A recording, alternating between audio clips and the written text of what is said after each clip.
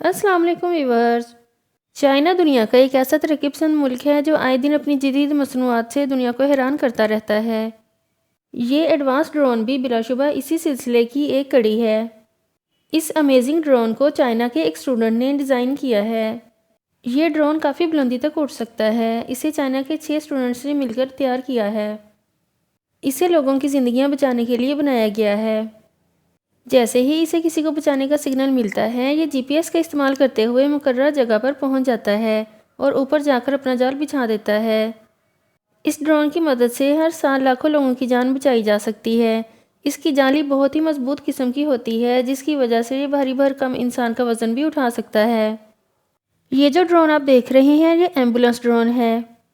یہ life sewer drones میں سے ایک ہے اور انسانوں کی جان بچانے میں اہم کردار ادا کرتا ہے۔ یہ تقریباً ایک کمپیکٹ کار کے سائز کے برابر ہے۔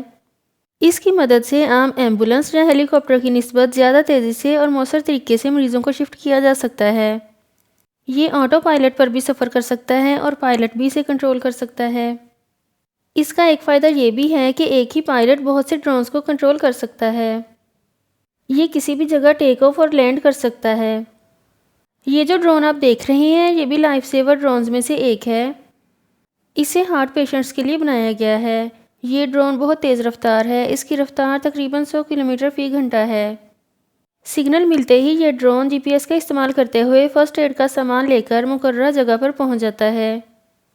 اس میں نصب آلات کی مدد سے لائیو سٹریمنگ کے ذریعے پیشنٹ کے ساتھ موجود شخص کو فرسٹ ایڈ کے بارے میں گائیڈ کیا جاتا ہے۔